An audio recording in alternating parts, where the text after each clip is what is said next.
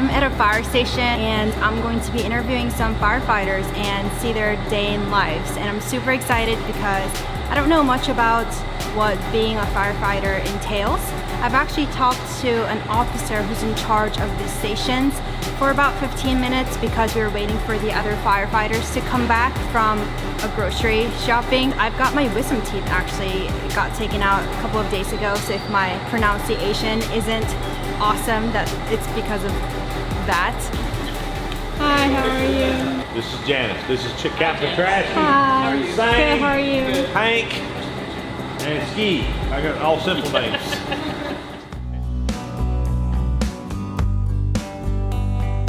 My name is Henry Kaye. Hi. Matthew Wojtrowski. My name is Sang Itanan. Denise Petrasky. I've been a firefighter in Charlotte for about 10 years. For about 12 years. 3 years. I've been here 21 years. So the fun fact about myself is that I love to travel. Did 16 years back in New York as a volunteer. I'm a refugee. I'm a Disney fanatic. I originally grew up in a fire department out of Buffalo, New York, just east of Buffalo, New York. I grew up in a volunteer fire organization.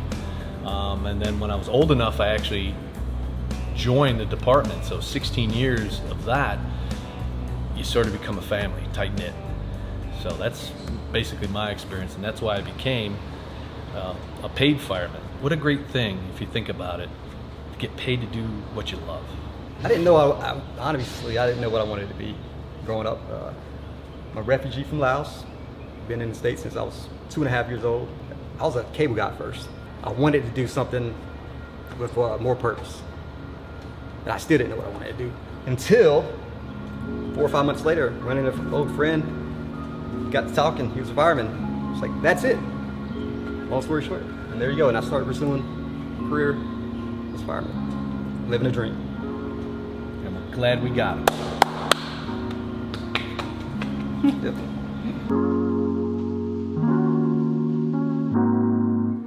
All right, so in the morning, each one of us are responsible to check off our equipment to make sure that everything's working. So what he's doing now is checking off the air pack. So what he'll do is go through the whole air pack to make sure there's nothing's damaged or worn. He'll attach his mask to the air pack and turn it on, and he'll actually breathe some air to make sure everything's flowing correctly. We do this every morning. So what he's doing now is checking the alarms on that air pack to make sure that it's up and running correctly. Figure out what the agenda of the day is, who's gonna cook today. That's a big topic first thing in the morning. And then from there, we'll kind of break up and everybody goes and cleans their part of the station. After everybody cleans, it's kind of somewhat of a free-for-all. One truck will go to the store and get the groceries for both meals. Lunch and dinner is provided by us. And when we go to the grocery store, in the morning when we're doing the roll call, part of that roll call is everyone coughs up, if we're gonna cook 2 meals, $10 a head. So it's $5 a meal. Come back, cook lunch. So you take this truck to the grocery store? Mm-hmm. Oh wow. We have to be able to respond from anywhere at any time. In the city of Charlotte, we have a 4-minute response time that we try to meet. So you have to be in the truck within a minute. So if you're in the shower, if you're on the potty, if you're in the bed, doesn't matter, you have 1 minute to get into the truck en route. Try to get to our area within 3 to 4 minutes and then handle the call from there. After dinner, we'll either, like usually the captains go put reports in, the firefighters will either hang out or catch up with the family at home, calls to the wives or husbands. 10 o'clock is kind of the quiet hour and we can go to bed.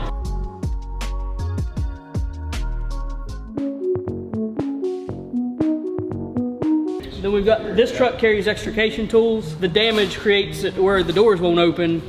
We have to use these tools. They're called hydraulics. We can take them anywhere and then we can cut the doors, open the doors, cut them off, cut the roof off to get patients out of the car. This one's called a ram. It comes out, it can push a dash off of you. So like if it's a front end collision, the dash is gonna end up on somebody's lap. This will help push all that off of them so we can get them free. And then that one's the spreader. That helps spread the door from the car. They have have multi-uses to them, or multiple purposes to help get the patient out of the car. Those are the saws that we carry. It's a vent saw. It's got a guard on it so we don't cut through rafters. And then we've got a K12 is the name of it. That's more for commercial buildings. Yeah, each compartment's got equipment for different uses. So this is the fire pump for the fire truck. We carry 300 gallons of water, which sounds like a lot, but it's really not. The engine companies carry 500 gallons of water. The person driving is responsible for running the fire pump itself. That's why we have fire hydrants out there as well, because we can't carry all the water with us, so we hook up to a fire hydrant to get the rest of the water. But this gets us enough to get started. So the engineer is responsible for, they've got to know what's going on. They've got to get water to the pump.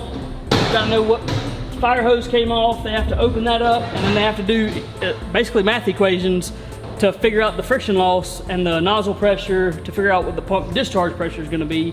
Extra air bottles for when you're pretty much out of air, you're coming out and you get replaced. Wet pack for down firefighters.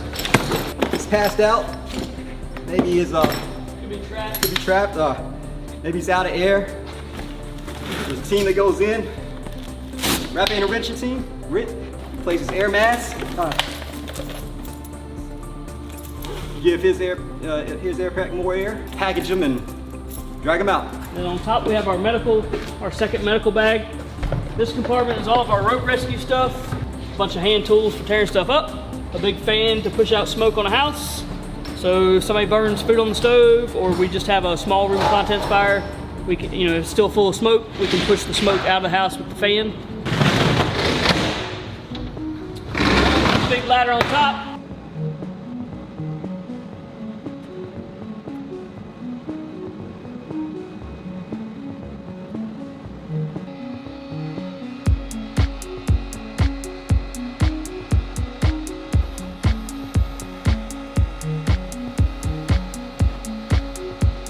We also have a good complement of ground ladders when we don't need the big stick. So when we have to go to the roof to cut a hole in the roof, we grab the ground ladders, throw them to the building, climb them, take the saws with us, we cut a hole, and then that lets the heat and the smoke out. So this is all cribbing, what we use for anytime anything is unstable, honestly. Usually it's for car wrecks, cars on the side, anything like that, we can stabilize it so it won't continue to rock or roll over.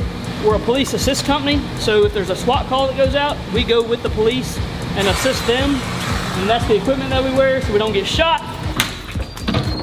Front buffer line. It's 100 feet, typically for car fires. We check. That's the computer that the captain uses to receive notes for the call. The earphones up there where we can communicate to each other on the truck because it's so loud. So back here we have some extra batteries, flashlights, helmet, the air pack here. It's laid out this way so that we can easily put it on. If we have a call and we're outside driving somewhere, we can just kind of put it on like a book pack. This is basically a giant toolbox with whatever we need for whatever call that you can think of. We have a gas meter here too. So this right here will kind of help us detect heat.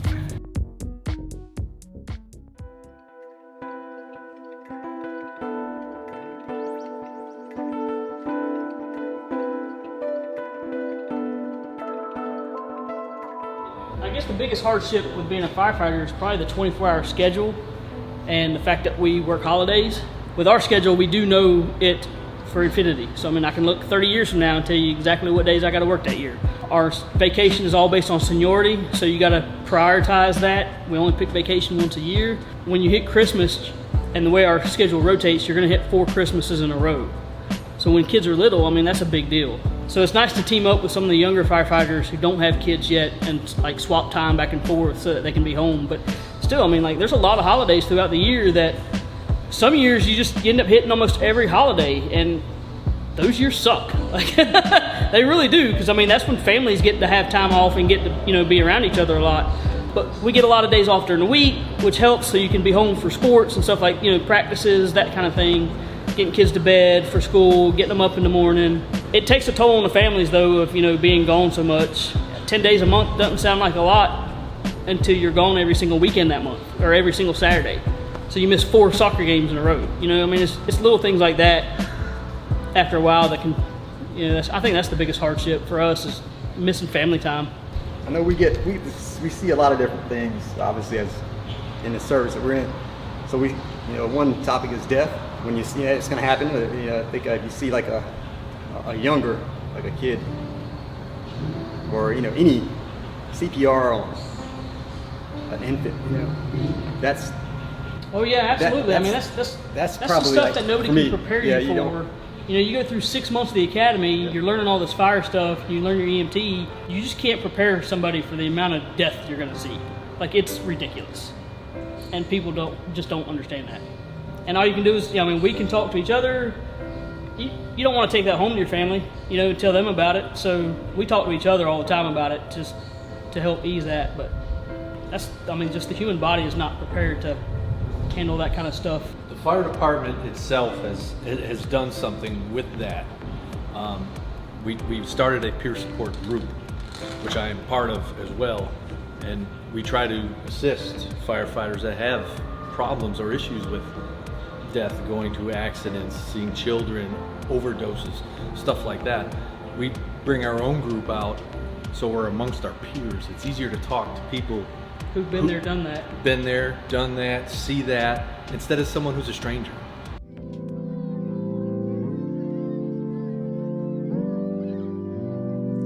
Lazy, we sit around all day and do nothing.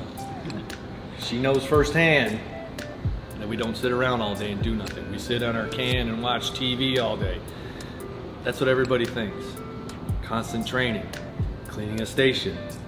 This is not our equipment. The taxpayer owns all this. We take care of it the best we can. One of the things we get told all the time, oh, you guys sit around all day, that's the greatest job in the world. And then people go and try out for it, and they see the other side of it. It's not that at all.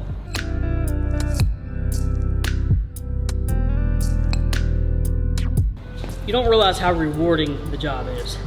When you actually get to help somebody, in their worst time, and it doesn't even have to be the worst time. People call us for all kinds of stuff. They're just in a bind and have nowhere else to turn. So who do they call? They call us.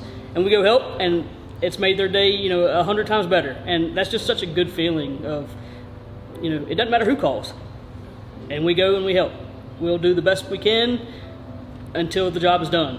Don't think of this as a job, but a calling, a lifestyle, something that you feel in your heart.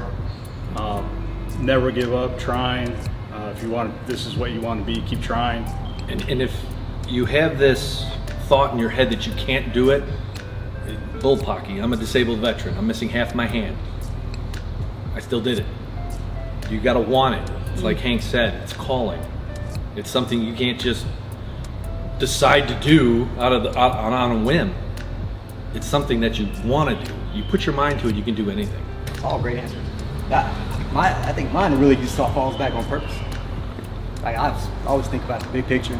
That's just my heart. If that's where you're at. Hey, no matter how you look at it, we're just trying to make things better.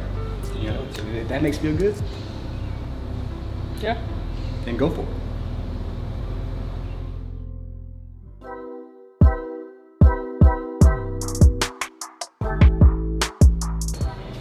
Everyone except for Ski, go on in there. Ski won't let me hold the door for him. You want a coffee or water or something, young lady? No, I have water, yeah. 0800 hours, 8 o'clock in the morning.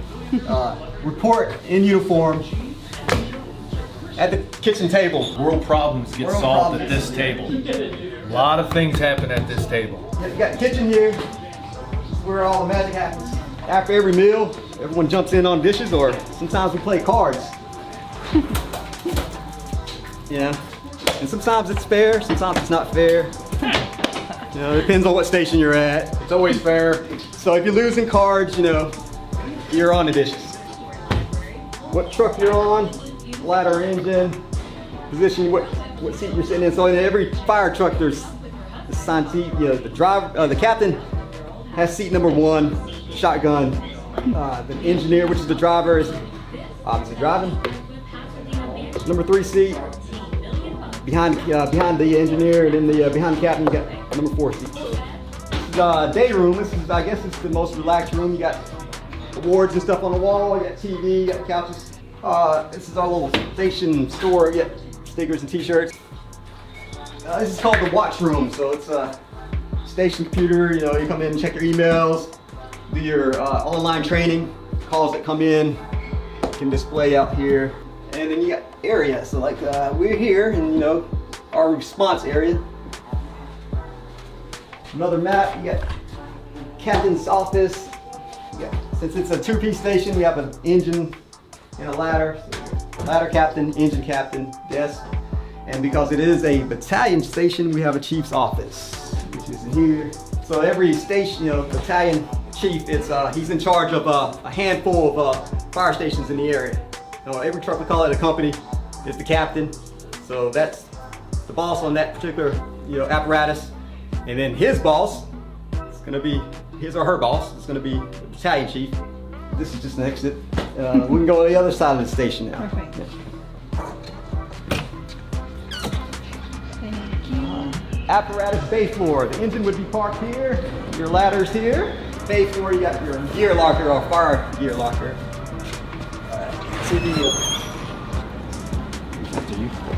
Okay, back on captain's bunkroom. This is where your firefighters sleep. And it's like pretty much like kind of cubicles, kind of. Engine's pulling in. Medical equipment, storage, you know, band-aids, and well, you know, weight room.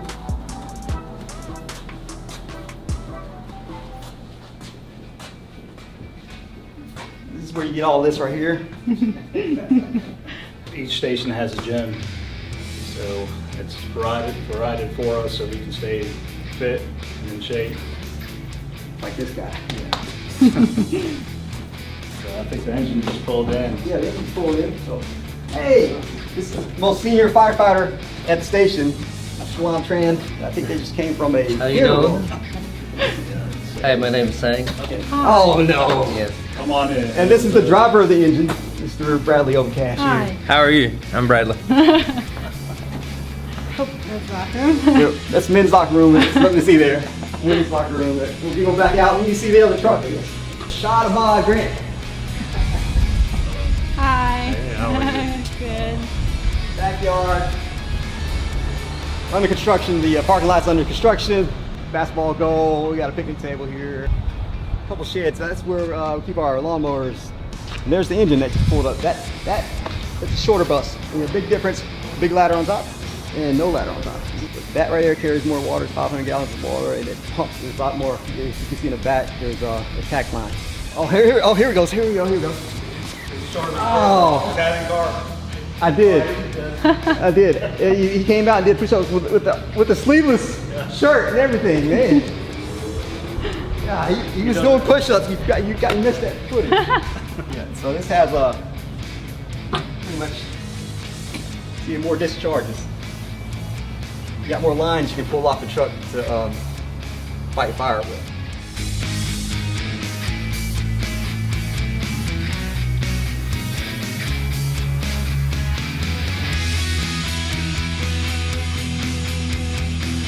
That's a wrap. Thanks for visiting Charlotte Fire Department Station 27. Ladder 27. Have a good one.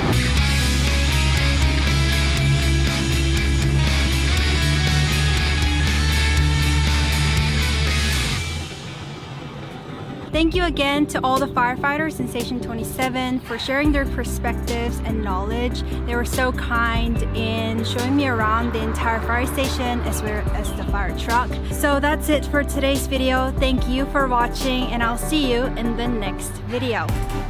Bye! What? Then will you teach me? Oh, I can't, Bob. I am a cat. Oh no, cats don't grow. I can only teach you to meow.